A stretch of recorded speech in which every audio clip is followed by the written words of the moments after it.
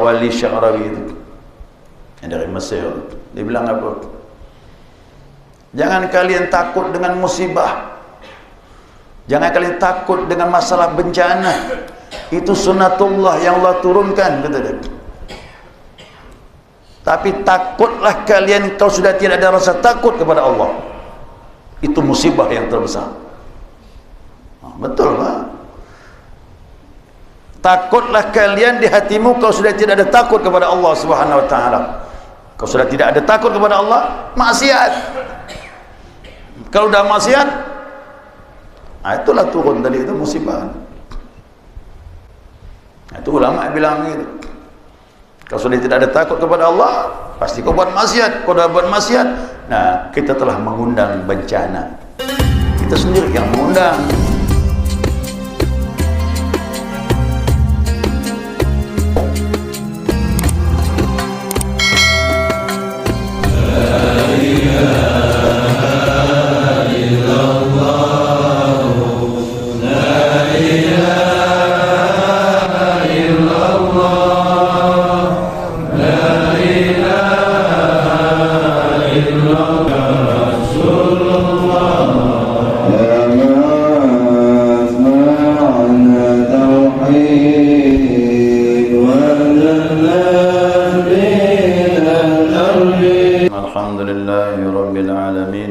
Allahumma salli ala nuril anwar wasiril asrar wa tiryakil aghyar wa miftahi babil yasar sayyidina wa maulana Muhammadin al-Mukhtar wa alihi al-athhar wa ashabil akhyar adada ni'amillahi wa ibdali subhanaka la ilma lana إلا ما علمتنا إنك أنت العليم الحكيم اللهم ذكرنا ما نسينا وعلمنا ما جهلنا ولا حول ولا قوة إلا بالله العلي العظيم قال مصنف رحمه الله تعالى ونفعنا بعلومه في الدارين أمين جماعة الصبح رحمكم الله السلام عليكم ورحمة الله وبركاته.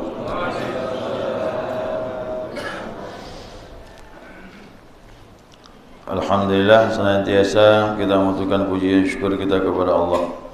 Ya, subuh ini kita dapat melanjutkan kajian kita panduan kitab Miftahul Jannah.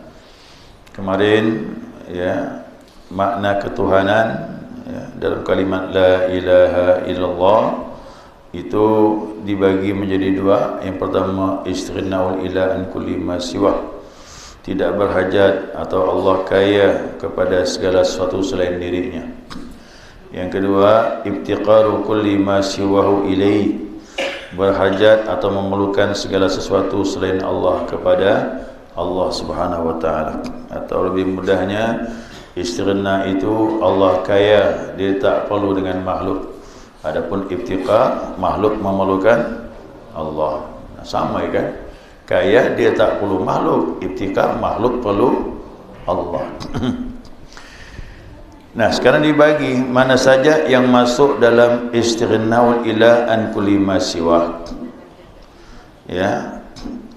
Dia tidak berhajat atau Allah tak berhajat kepada selain dirinya. Allah tak butuh dengan makhluk. Yang mana-mana saja ni sifat-sifat Allah ya, yang masuk dalam istighna. Nah, di sini dibagi menjadi dua ya.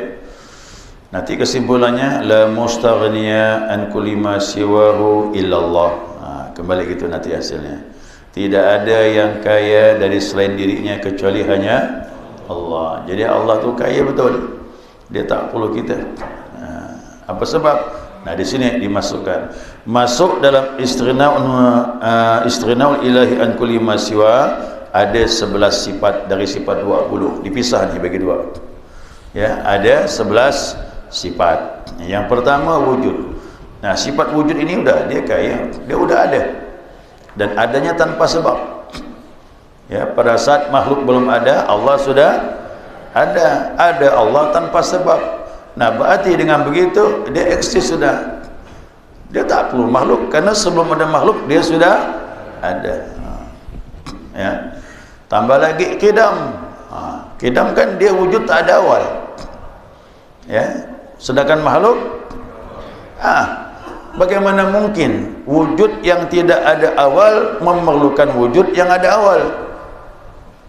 Tidak berbeda jauh. Ada kaya dah. Itulah hakiki kaya. Tambah lagi dengan baka. Tatkala musnahnya makhluk, Allah tetap eksis. Dia baka, kekal selama-lamanya. Maka dia tak perlu makhluk. Tatkala makhluk musnah, dia tetap. Al-ana kamakan. Dia yang sekarang dulu sama, tak berubah. Yang berubah makhluk. Makhluk kan berubah. Dari ada, dari tidak ada menjadi ada, kemudian kembali.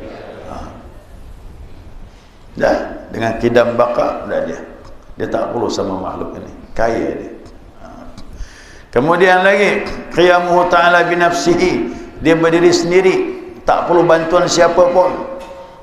Ya, tak ada yang mengadakan Allah, dan dia tidak perlu wujud selain dirinya kerana wujudnya sudah ada, kemudian tanpa awal, kemudian kekal selama-lamanya. Jelas berarti dia eksis. Ya, kaya hakiki. Kemudian apa lagi? Yang kelima, mukhalafatul hawadis. Dia tidak sama dengan makhluk. Nah, cuba fikirkan jemaah. Wujud yang tak sama dengan makhluk, apa mungkin dia perlu dengan makhluk? Ya, Allah tidak sama dengan makhluk. Bagaimana mungkin dia perlu makhluk? Ya, itu jelas dah. Sama juga begitu sifat pendengaran. Jadi Allah tak perlu perantara dengan sifat samanya ini. Dia bisa mendengar dirinya, bahkan bisa mendengar selain dirinya. Ya, dia tak perlu perantara. Ya, dia tak perlu ya Allah sipulan begini dah. Malaikat tu cuma maaf majazi, menunjukkan kebesaran Allah Subhanahu wa taala. Ya, padahal Allah lebih tahu dari malaikat. Cuma menunjukkan Allah kebesarannya. Ya, dengan adanya malaikat-malaikat itu. Sifat basar juga begitu. Dengan sifat basar dia melihat tanpa perantara. Dia bisa melihat dirinya dan juga bisa melihat selain dirinya, dan dia tak perlu bantuan siapapun untuk melihat dirinya dan melihat makhluk. Ya, kerana sesuatu di alam ini tidak ada yang luput dari penglihatan Allah Subhanahu wa taala. Lalu malaikat untuk apa nih fungsinya nih? Mencatat nih. Sebagai bukti saja bahawa apa yang dicatat malaikat sesuai dengan penglihatan Allah Subhanahu wa taala. Bahkan ada penglihatan Allah yang tak bisa dicatat malaikat. Apa tu Bu? Ikhlas. Orang ikhlas, malaikat pun tak bisa catat. Itu terserah Allah nanti. Ya, orang yang ikhlas langsung dipandang oleh Allah Subhanahu wa taala. Malaikat pun tak mampu mencatat berapa pahala orang yang ikhlas. Itu dia. Ya, termasuk kemarin saya bahas tu, orang yang kena musibah. Ya, malaikat tak bisa mencatat tu berapa pahala disiapkan Allah Subhanahu wa taala. Apalagi orang yang puasa, as-saumu li wa ana ajzibi, puasa untuk aku yang balasnya, kata Allah. Jadi malaikat tak bisa mencatat untuk pahala puasa ini. Ya. Apalagi sifat kalam. Nah, sifat bicaranya. Ya, bicara Allah tak ada huruf, tak ada suara, tak ada awal, tak ada akhir. Dia bicara dengan dirinya dan juga dia bisa bicara dengan makhluknya walaupun tanpa perantara. Allah bisa ngomong dengan makhluk. Siapa tu? Para nabi. Dan Allah juga bisa ngomong sama kita kemarin. Berupa apa? Ilham. Ilham itu datang, itu sebenarnya Allah ngomong sama kita, cuma kita tak faham. Ya, cuma bicara Allah semuanya pasti benar. Tapi kalau sudah masuk syaitan, masuk hawa nafsu, tak dijamin tu dah.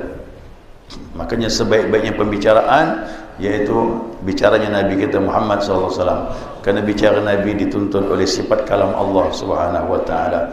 Setiap yang Nabi ucapkan pasti benar. Maka hidup kita ini dua pegangan, Al-Quran dan sunnah Nabi Muhammad SAW. Pasti kita benar. Kerana kebenaran datang dari Allah. Kesalahan, hawa nafsu, kekeliruan dari diri kita sendiri. Nah, sami'un basirun mutakalimun sama dia dengan sama basar kalam. Nah, dengan 11 sifat ini Allah kaya, dia tak perlu makhluk. Ya, dia tak perlu makhluk. Ditambah lagi ya yang 12, tanazzuhu ta'ala 'anil aghrad fi af'alihi wa ahkamihi. Ada tambahan dia, ada kekurangan di situ. Ya, Fi af'alihi tidak ada tu. Wa ahkamihi pun tidak ada di situ. Tambah ya. Maha suci Allah mengambil faedah dalam perbuatan dan segala hukumnya. Apa perbuatan Allah? Ini alamnya. Alam ni perbuatan Allah. Allah angkat langit tanpa tiang. Allah pergilikan siang dengan malam. Allah munculkan matahari. Allah munculkan bulan. Allah datangkan angin. Allah beri kita hujan. Kira-kira pertanyaannya, Allah perlu tak siang malam? Karena Allah sudah ada sebelum siang itu ada. Allah sudah ada sebelum malam itu ada. Saya tanya lagi, perlu tak Allah hujan? Tak. Ya. Nah, angin Allah tak perlu. Jadi semua ini tu siapa ni? Untuk makhluk. Jadi apa yang Allah lakukan perbuatan di alam ini, dia tak perlu. Ini untuk kita semuanya. Itulah kaya. Itu kaya hakiki. Jadi kalau masih kita tak bersyukur, terlewat betul kita ni. Ya Allah menciptakan langit, bumi, angin, matahari, semuanya. Binatang-binatang semuanya untuk manusia ini. Sedikit pun Allah tak mengambil manfaat dari itu. Semuanya manfaat itu untuk manusia yang ada di muka bumi. Kan Allah bilang, laqad karamna bani Adam. Aku dah muliakan manusia anak Adam ni. Cuma dia tak merasa dimuliakan Allah SWT. Masih menyeleweng masih. Di situ kita tak sadar kita. Mudah-mudahan belajar tauhid kita sadar bahawa kita ni dimuliakan Allah SWT. Semua fasilitas di alam ini untuk kita yang namanya manusia ni. Ya, pada manusia ni debu saja di muka bumi. Tapi benda langit yang besar-besar untuk kita semuanya di alam muka bumi ini. Apalagi dari hukum-hukumnya. Dulu saya singgung dah. Allah suruh kita salat, apakah Allah ambil manfaat? Tidak. Allah suruh kita salat agar kita benar jadi orang yang tawadhu, berakhlak yang mulia. Allah suruh kita puasa Ramadan untuk apa? Agar kita menjadi orang yang baik, yang bertakwa. Dimanapun kita berada, orang senang dengan kita. Allah wajibkan kita zakat untuk apa? Agar kita jangan jadi orang yang bakhil. Allah suruh kita pergi haji. Kenapa? Agar kita ingat nanti kita mati. Biar kita siap-siap untuk kebaikan kita. Jadi semua amal yang kita lakukan untuk siapa? Jangan ada istilah aku nak menyenangkan Allah. Dah, Allah tak disenangkan dengan perbuatan kita ini. Perbuatan kita ini kembali kepada yang melakukannya. Ya, maka sering saya sampaikan, Ali bin Abi Talib tu ditanya sama orang kafir, "Ya Ali, bagaimana pendapat kau seandainya surga neraka yang dikatakan Muhammad tu tak betul?" Tidak ada. Tak masalah kata Ali. Ya, tak masalah. Kalaupun tidak ada, aku telah menjadi orang yang baik kerana mengikuti Nabi Muhammad sallallahu alaihi wasallam. Tak masalah. Tapi kalau surga neraka itu ada, kau binasa kata dia. Jadi tak ada ruginya kita ikut Nabi, jadi orang yang baik. Kalaulah surga dan neraka tak ada, tak masalah, kita berubah jadi orang yang baik. Kalau betul kalau betul ikut Nabi Muhammad, insya-Allah jadi orang yang baik. Apalagi di akhirat nanti kita yakin bahwasanya ada janji Allah melalui lisan Nabi kita Muhammad sallallahu alaihi wasallam. Jadi tolong faham jamaah ya, salat, zakat, puasa Ramadan, haji, keyakinan kita itu kembali kepada kita manfaatnya. Makanya tidak ada orang yang baik kecuali orang yang mengikuti Rasulullah sallallahu alaihi wasallam. Sejarah telah membuktikan bagaimana orang yang mengikuti Nabi, para sahabat, tabi'ut tabi'in, sampai ulama-ulama yang memperjuangkan negeri ini, kita kenang kebaikannya sampai sekarang. Dia berani berkorban untuk orang lain, bukan untuk pribadi.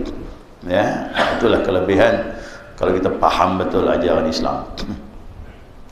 Kemudian yang ke-13, la yajibu alaihi fi'lu syai'in minal mumkinat aw tarkuhu. Tidak wajib bagi Allah melakukan sesuatu dari sekalian alam ini, mungkinnya alam, atau meninggalkannya. Jadi ingat, adakah kepaksaan Allah menciptakan alam? Tidak.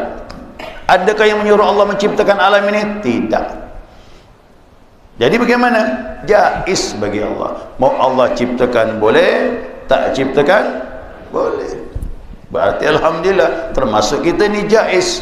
Boleh ada, boleh tidak, tapi Allah kehendaki jadi kita ini muncul di muka bumi.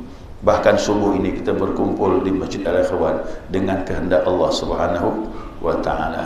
Nah, jadi kita ini, alam ini termasuk Nabi Muhammad SAW tu jaiz bagi Allah, tak wajib. Mau Allah adakan boleh, mau tidak adakan pun terserah Allah. Itu namanya absolut, hak-hak dia, terserah dia lah. Ya, cuma kita ngambil hikmah, diciptakan manusia ni tu apa? Wa ma khalaqtul jinna wal insa illa liya'budun, artinya liya'rifun. Kita diciptakan ibadah, kenal dengan dia, itu je. Kalau dah kenal dengan Allah, indahlah hidup ini. Kau tak kenal dengan Tuhan yang menciptakan kita, susahlah kita. Ya, maka lihat orang yang susah itu. Apa sebab? Kerana dia tak kenal siapa yang menciptakan dirinya. Siapa kenal yang menciptakan kita ini, kita bahagia insya-Allah. Kerana tidak ada yang paling tinggi di muka bumi ini kecuali ma'rifatullah. Itu menurut ahli tauhid dan itu menurut ilmu tasawuf. Ya, itu harta yang paling mahal. Semuanya kecil dibandingkan mengenal Tuhan yang menjadikan kita. Ya, mudah-mudahan Allah jaga iman kita. Kita kenal kepadanya sehingga kita menjadi orang-orang yang baik, mengikuti Nabi kita Muhammad sallallahu alaihi wasallam. Jadi kalau kembali kepada kita ni miskin. Allah tak sama dengan kita, tak mungkin dia perlu kita. Tapi kita ni kan mirip-mirip ni, sama. Kita ni sama ni. Makanya kita hidup ni satu dengan yang lain saling menolong. Kalau tak ada orang lain, kita tak bisa hidup. Dengan hewan perlu tak kita? Perlu. Kita sembelih, kita makan. Masuk Idul Adha, ya kan? Dengan air kita perlu tak? Perlu. Jadi manusia jangan sombong. Kalau satu nikmat Allah cabut, menjerit kita. Menjerit kita. Selama masih lengkap, syukuri memang. Ya, kita ni miskin. Nanti kita bahas masuk ibtikar, kitalah yang perlu Allah. Nanti kita bahas pertemuan akan datang. Allah tak perlu kita, kitalah yang perlu Allah. Nanti masuk dalam ibtikar. Sekiranya cukup ni ya. Ini kesimpulan ni. Ini kita bahas kesimpulan ni, dah mau akhir dari pembahasan. Nanti baru masuk Muhammad Rasulullah. Ya, ada pertanyaan silakan jemaah. Warahmatullahi. Apa yang terjadi di alam ini kan tidak secara kebetulan, semuanya datang dari Allah. Gimana? Apa yang terjadi di alam ini kan tidak secara kebetulan, tetapi datangnya dari Allah. Ya, tidak kebetulan. Bagaimana kalau ada kejadian alam itu kita mempelajarinya hanya sampai sebab akibat, tidak sampai kepada yang menciptakan sebab akibat itu? Kepada tauhid Allah lah yang mengadakan sesuatu. Jelas berarti kita lalai. Ya, dikhawatirkan kita ini seperti orang ateisme, orang tak bertuhan. Kita memandang alam ini ada sebab akibatnya. Ini terjadi sebab ini. Orang dulu zaman jahiliyah, sebab hujan turun kerana bintang. Dia bilang gitu. Kata Nabi, dia sudah masuk lautan syirik. Kemarin dah kita beritahu, ya, masalah pawang. Ada pula pawang hujan. Hujan turun kerana ini, angin turun kerana ini, longsor turun kerana ini, banjir datang kerana ini. Sebab akibat boleh kita kaji, boleh, tak masalah. Tapi ingat, tauhid dalam hati itu datang dari kita pelajari kenapa ini, itu pun sebagai pelajaran. Umar bin Khattab datang ke tempat yang kena musibah, gempa. Umar tak tanya sebab akibat. Dah. Dosa apa kau lakukan? Itu Umar tanya. Dia nak tanya yang lain. Dosa apa yang telah kau lakukan kepada Allah sampai turun macam ini? Kata Umar. Kita kan tak belajar sebab akibat kita kaji. Kita tak langsung, umat tu mandang ke Allahnya langsung. Tauhidnya dulu baru dia omongkannya. Kita tak sebab akibat. Dulu pemimpin kita sangat disayangkan. Waktu pas kena musim gempa di mana-mana, capek jadi dia. Wawancara akhirnya capek kan. Karena pertama dia ngomong, pertama musibah tu datang, gempa tu datang, ini fenomena alam kata dia. Datang nyusul yang kedua, tambah bingung dia. Ketiga berantai. Yang gempa tak putus tu. Dari tahun 2005 tu. Sampailah tsunami tu, puncak tu. Dia Kita tak koreksi diri kita, kita lalai. Cuba kita adakan gerakan tobat masal. Tak apa-apa. Ayo, kita ini banyak salah dengan Allah. Semuanya umat, kita kembali kepada Allah. Tobat masal. InsyaAllah ada perubahan. Umar begitu dia. Dosa apa kau buat? Ayo tobat. Tobat. Tapi kita tak pernah ngaku kita salah. Mana-mana kita ngaku salah. Kalau kita ngaku salah, insyaAllah cepat kita kembali. Maaf, ini tak ada kebetulan. Sekecil apapun yang muncul sebagai ujian, itu sunnatullah Allah berikan kepada kita. Makanya Syekh Mutawalli Sya'rawi itu yang dari Mesir, dia bilang apa? Jangan kalian takut dengan musibah. Jangan kalian takut dengan masalah bencana. Itu sunnatullah yang Allah turunkan, kata dia. Tapi takutlah kalian kalau sudah tidak ada rasa takut kepada Allah. Itu musibah yang terbesar. Betul Pak? Takutlah kalian di hatimu kalau sudah tidak ada takut kepada Allah Subhanahu wa taala. Kalau sudah tidak ada takut kepada Allah, maksiat. Kalau dah maksiat, itulah turun tadi itu musibah. Itu ulama bilang gitu. Kalau sudah tidak ada takut kepada Allah, pasti kau buat maksiat. Kau dah buat maksiat, nah kita telah mengundang bencana. Kita sendiri yang mengundang. Macam kita, ada orang kahwin diundang. Kan kita datang, tapi itu hal yang baik. Tapi ingat, musibah datang tuh kalau kita maksiat berarti kita mengundang dia datang. Begitu aja kajiannya kata ulama. Nah, jangan takut dengan musibah, tapi takutlah di hatimu kalau sudah tidak ada takut kepada Allah Subhanahu wa taala. Itu dia.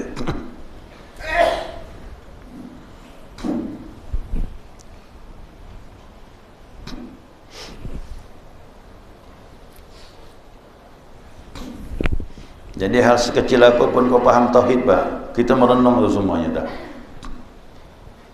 Ya apapun. Tertusuk duri di kaki, tek, udah, terimalah udah. Jangan menyumpah, jangan latah. Tak ada gunanya lagi. Tertusuk duri kaki, iringi dengan astagfirullah. Udah, di situ ada dosa kita diampunkan Allah, kata Nabi. Yang tidak bisa diampuni dengan istighfar, harus dengan itu. Cuman iringi dengan istighfar supaya lebih mantap, kita terima lah udah. Ya. Rezeki pun gitu kan. Udah disuap nih Pak. Kue ini mau dimakan, jatuh. Jatuhnya kok di tanah bisa dibersihkan. Jatuh kena najis gitu. Nah, itu kata orang bilang bukan rezeki kau. Bayangkan udah di mulut nih, jatuh pula. Kena najis. Makanlah. Nah, situ merenung, ya Allah. Itu rezeki kau belum sampai, tak bisa. Ya, tak bisa. Jangan bilang kebetulan. Saya bilang kebetulan syirik kita. Nah, semuanya, yang kecil-kecil pun masuk tauhid, apalagi yang besar. Yang kecil-kecil masuk tauhid. Nah, itu dah. Ada yang lain mungkin? Silakan. Jam berapa syuruknya? Terima kasih Pak Ustaz. Ya. Sekarang ini kita sedang belajar prinsip tauhid ya Pak Ustaz. Ya. Yang mau saya tanyakan, apakah pelajaran ilmu lain yang kita pelajari ini wujud sampai terakhir dua sifat ini dari Rasulullah, atau hanya merupakan ijtihad ulama atau renungan-renungan para ulama? Sebab pemahaman tentang ilmu tauhid ini dari sekian ulama yang kita tahu macam-macam pendapatnya. Antara lain tentang zikir saja Pak Ustaz. Ada yang mengatakan memang di dalam Al-Quran surah Al-A'raf ayat 205 itu kita harus pelan. Tapi ada juga ulama yang mengatakan boleh bercorak keras. Ini perselisihan atau perbedaan seperti ini pecahan itu Pak Ustaz. Awal mulai ilmu tauhid ini. Ilmu tauhid yang kita pelajari ini ada dua sifat. Kalau kita lihat kesimpulan cuma mukhalafatul lil hawadits laisa kamitslihi syai'un sebenarnya. Kan itu kalau saya memahami. Ini bagaimana penjelasannya Pak Ustaz? Jadi ilmu tauhid ini dari mana? Jelas Allah dan dari Nabi Muhammad SAW. Sama dengan Bapak bertanya, ilmu fikih itu dari mana? Sama gak kan? Ilmu fikih itu dari mana? Dari Allah dan dari Nabi Muhammad SAW. Orang tanya lagi, ilmu tafsir itu dari mana? Sama, semua ilmu datang dari Allah. Cuma dari Nabi itu belum disusun. Kok kita ngambil sumbernya langsung, Pak, bingung gitu. Ya, coba kita buka hadis. Nanti buka hadis tentang Al-Fatihah. Nanti buka hadis yang lain takbir. Buka hadis yang lain lagi tentang ruku. Nah, kalau kita tak berjumpa dengan Nabi, tak mandang ibadah Nabi, yang mana duluan nih? Fatihah ke takbir? Jadi kalau kita nyusun sendiri, Pak, habis semua kita. Makanya kita dibantu sama ulama. Ulama yang paham masalah itu, disusunlah. Jadi rukun ada 13. Buka hadis Nabi, ada tak rukun 13? Tak ketemu gitu. Ulama menyusunkan setelah mempelajari hadis Nabi Muhammad SAW. Berarti salat dimulai dari takbir. Dalam takbir ada niat, innamal a'malu bin niat. Kemudian ibtitah sunnah. Begitu kan ya? Ibtitah sunnah, kemudian baru Al-Fatihah, kemudian baru surah, kemudian ruku' i'tidal. Disusunlah semuanya ini rukun 13. Kalau kita ngambil langsung dari hadis, mungkin tak tersusun macam itu. Karena kita dihidupkan Allah bukan untuk ilmu. Beda dengan para ulama seperti Imam Syafi'i, Imam Hambali, Imam Hanafi. Ini umurnya habis untuk mengkaji ilmu. Jangankan Bapak jamaah, saya pun tak mampu menyusun ilmu ini. Bukannya nyaman. Makanya kita bersyukur ada ulama yang bisa membantu kita supaya kita tak sulit lagi ngambil sumber langsung Al-Quran hadis. Berat. Ya, sangat berat. Nah, begitu juga tauhid. Coba buka dalam Al-Quran hadis. Dalam Al-Quran ada tidak mengenai zuhur 4 rakaat? Tidak ada hadis yang jelaskannya. Hadis pun perlu ulama, yang mana saja yang 4, yang mana saja yang 3, yang mana saja yang 2. Mana salah fardu, mana salah sunnah. Nah, seperti bunyi hadis, ya Rasulullah, doakan aku agar aku bisa menyertai engkau di surga. Nah, kata Nabi, ini ala bikathratil sujud.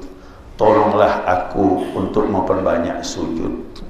Coba tanya, kok kita bingung? Oh, udah cukuplah nih zuhur, asar, maghrib, isya dan subuh. Tapi ulama bilang makna hadis ini perbanyak salat sunnah, bukan zuhur, asar, maghrib, isya, subuh.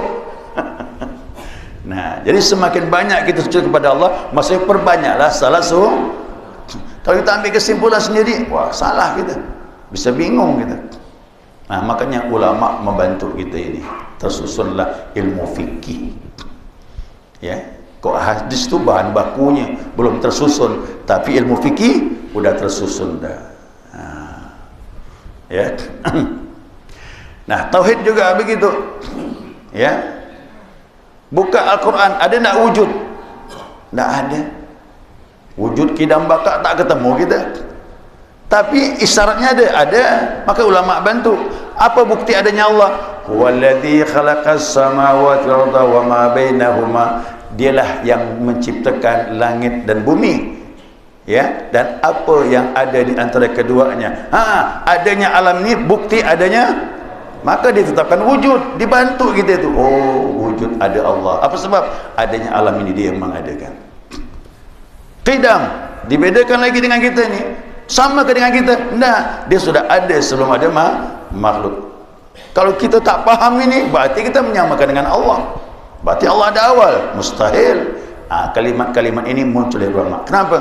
Untuk membersihkan kaitan kita supaya bersih sama dengan Al-Quran dan hadis Nabi Muhammad SAW. Jadi ulama itu besar jasanya sama kita, agar kita bisa bersesuai akidah kita dengan Al-Quran dan hadis. Kenapa?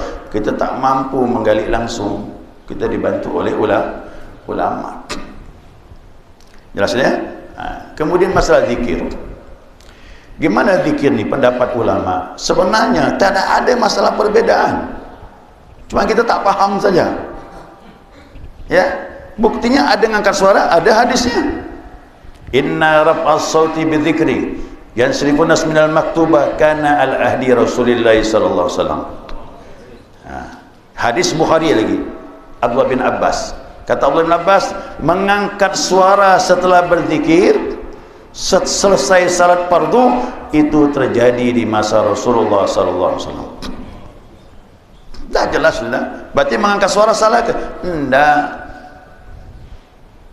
Lalu ada ayat yang lain, wadhkur rabbaka fi nafsika tad'u khifah, sebutlah Tuhanmu dalam dirimu dengan tadarruk dan merendah diri, jangan kau keraskan. Loh, ini bertentangan. Tak mungkinlah bertentangan. Tidak akan pernah mungkin bertentangan hadis Nabi dengan Al-Quranul Karim. Cuman kita belum mensinkronkannya. Apa maknanya? Mengangkat suara itu, kata ulama, fas'alu ala dzikri in kuntum la ta'lamun. Tanyakan kepada ahli zikir jika kalian tak tahu. Apa tu ahli zikir bilang? Ahli zikir bilang, apabila hatimu galau, hatimu urusan dunia masuk ke dalam dadamu dan pikiranmu, kau ibadah zikirmu tak khusyuk, keluarkan suara. Dan itu sangat membantu.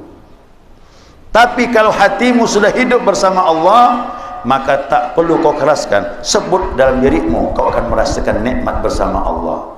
Jadi yang kedua, sebut Tuhan dalam diri kita kalau hati sudah hidup.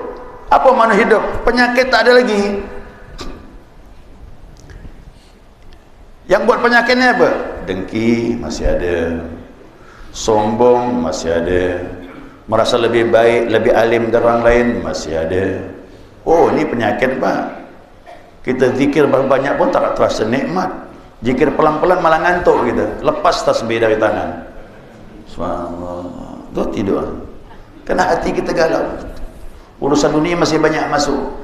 Tapi kalau hati sudah hidup bersama Allah, tak perlu keras-keras, tutup mulut, rasakan di hati, sebut Allah, sebut subhanallah, bilang la ilaha illallah, sudah bisa merasakan nikmatnya. Jadi ulama memadukan. Begitu diangkat suara, diperlukan, hati masih galau, direndahkan suara kalau hati sudah hidup. Ini tidak apa-apa, saya ulang lagi, ini sering saya sampaikan. Antara Umar dengan Abu Bakar baca Al-Quran sama. Abu Bakar bacanya pelan, dia sendiri yang mendengar. Bismillahirrahmanirrahim. Begitulah suaranya. Umar suaranya lantang, keras. Ada lagi Ammar bin Yasir, potongan-potongan ayat diambilnya, surah apa, ayatul kursi dan sebagainya. Lalu kata Ali bin Abi Thalib, Umar dengan Abu Bakar dipanggil oleh Rasulullah, termasuk Ammar bin Yasir. Ini hadis Imam Ahmad, hadis Hasan. Ya Abu Bakar, kenapa engkau bacaanmu engkau lirihkan pelan? Apa kata Abu Bakar? Pelan pun didengar Allah. Betul tak tu? Betul Pak, tak salah tu. Itu yang paling bagus. Tapi Umar ditanya, Umar kenapa kau keraskan? Kata Umar bilang, yang pertama aku menghilangkan rasa ngantuk, yang kedua mengusir syaitan. Lalu keadaan hati Abu Bakar dengan Umar lain kondisinya. Abu Bakar sudah mesra hati bersama Allah, sedangkan Umar masih galau. Makanya bacaannya dikeraskannya, sangat membantu, hilang ngantuk, syaitan lari. Tapi Abu Bakar, syaitan pun tak mampu lagi menggoda dia.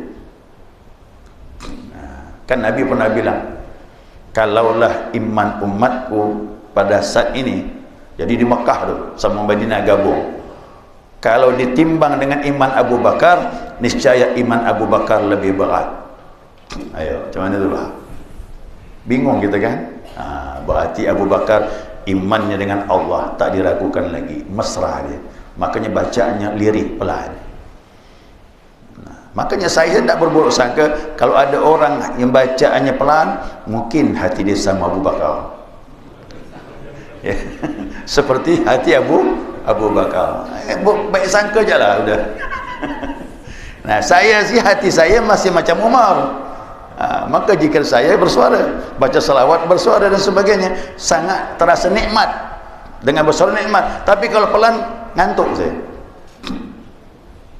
Itu saya ngaku itu. Ya, jadi sebenarnya tidak ada yang salah. Tinggal kita mencocokkan situasi dan kondisinya. Ya, kondisinya. Jadi yang bersuara bertengah, yang tak bersuara pun. Nah, tapi mana yang paling bagus? Kalau hati sudah hidup bersama Allah, zikir tak bersuara itu yang paling bagus. Tapi ingat, kalau hati sudah hidup, ya kalau sudah hidup, ya seperti itu. Jadi fikih juga begitu. Jadi ulama berbeda pendapat kerana berbeda pandangan. Padahal tak ada yang perbedaan, semuanya sama. Selama kita mengamalkan. Ada orang yang senang dengan kunut, silakan. Yang tak ada masalah. Ini kan masalahnya masalah khilaf, masalah sunnah, bukan masalah wajib. Karena masing-masing meriwayatkan sesuai apa yang mereka dapat. Jadi ada seorang ulama, Ibnu Arabi. Ibnu Arabi ini seorang waliullah, ya, wali besar ni Pak. Dia meninggal di Damsyik itu, ditanam di Damsyik. Bapak Ibu harus yakin ya, siapa ketemu Nabi baik dalam keadaan jaga ataupun mimpi, itu syaitan tidak bisa menyerupai Rasulullah SAW. Itu hadis sahih Bukhari Muslim. Ya, kok masih ragu dengan Nabi? Kalau mimpi Nabi, berarti iman kita cacat. Tak benar, Nabi pun tak bakal muncul. Kenapa? Masih ragu? Jadi Ibnu Arabi ini seorang waliullah, seorang waliullah. Dia bingung tentang masalah cerai ini, mengucapkan talak. Imam Hanafi berpendapat, siapa mengatakan aku talak kau, jatuh talak satu. Walaupun dia nyebut aku talak kau talak tiga, jatuh satu, kena sekali ucapan, kata dia. Aku talak kau dengan talak 100, tetap jatuh satu, kata dia. Itu Imam Hanafi itu. Tapi Imam Syafi'i tidak. Innamal a'malu bin niat. Kalau kau katakan aku talak kau talak tiga, jatuh talak tiga, kena niat kau talak tiga. Itu risau dia tu. Ini seorang wali Allah ya. Heran, kenapa ulama beda pendapat? Akhirnya malam tenang, renung-renung, tertidur dia. Datang dalam mimpi Nabi Muhammad SAW. Dalam mimpi itulah ditanya sama Nabi langsung. Ini wali Allah sering mimpi Nabi. Ya Rasulullah, aku ni bingung, kata dia. Antara imam-imam kami, umatmu berfatwa, sebut talak 3, jatuh 1. Ada yang mengatakan sebut talak 3, jatuh 3. Kata Nabi, yang benar kata Nabi, yang dari aku ucapkan jatuh talak 3, kata Nabi, kalau ucapkan talak 3. Lalu bagaimana dengan yang mengatakan jatuh talak 1 walaupun ucapkan talak 3? Mereka berfatwa sesuai dengan apa yang sampai kepada mereka, kata Rasulullah. Makanya Nabi mengatakan, kalau orang berfatwa ikhlas tapi niat karena Allah, berijtihad sungguh-sungguh, begitu dia salah dapat pahala 1, Mas Pak. Tapi ingat, betul-betul untuk menolong agama Allah, bukan kerana emosi, bukan kerana sentimen dan sebagainya. Tak boleh. Allah tahu tu. Dia berfatwa semaksimal mungkin, tapi dia keliru, dapat 1 pahala. Kalau berfatwa benar, pahalanya 2, kan gitu. Jadi kita jangan khawatir. Kesalahan dalam bersungguh-sungguh dimaafkan oleh Allah. Kalau benar, pahalanya 2. Jadi keliru saja ulama berfatwa itu dapat pahala 1. Kalau benar dapat pahalanya 2. Jadi kita jangan pusing-pusing. Yang penting kita ikut kepada mereka. Kenapa? Mereka ahlinya. Mereka ahlinya. Nah, kita ikut Imam Syafi'i, sebut talak 3, jatuh 3. Kerana innamal a'malu binniyat. Nah, jadi salah ke nanti itu Imam Hanafi? Tak. Dia bersungguh-sungguh berijtihad untuk agama Allah Subhanahu wa taala. Nah, jadi gitu kan masalah kunut sesuai hadis-hadis yang sampai kepada para imam. Jadi yang sampai dikaji-kaji ternyata ada, pakai. Ada pun yang sampai menganggap makna yang lain, dia tak pakai, tak masalah. Dia masing-masing punya dasarnya. Dan alhamdulillah dari dahulu 1200 tahun yang lalu sampai sekarang 4 imam dan pengikutnya tak bertikai. Cuma kita yang bertikai ni zaman akhir zaman ni. Kena merasa kita lah benar ni, orang lain tak benar. Itu ribut jadi tu. Ya. Jadi alhamdulillah saya belajar fikih itu sering menyampaikan perbezaan imam tu. Kenapa? Untuk mengajak jamaah bahawa perbezaan tu ada yang memang tak bisa dihindari. Cuman terimalah perbezaan. Gitu Pak. Biar kita lapang hati kita. Termasuk kata Syekh Abdul Qadir Jalani, kau tak bisa dekat sama Allah apabila kau masih ta'assub dengan pandangan mazhabmu. Jadi kita tak boleh ta'assub. Orang bisa beda dengan kita tak apa-apa. Yang penting kan masalah-masalah sunnah, bukan masalah wajib.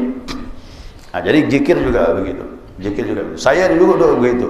Saya tak sependapat zikir keras. Kenapa? Allah ni tulik ke? Dulu saya gitu Mak. Zikir tarekat ni dulu paman saya udah ngamalkan, saya kritik. Emangnya Allah tulik ke apa? Keras-keras begitu. Wah, gitulah kita orang awam gitu ada. Bahasa tu kurang nyaman sedikit.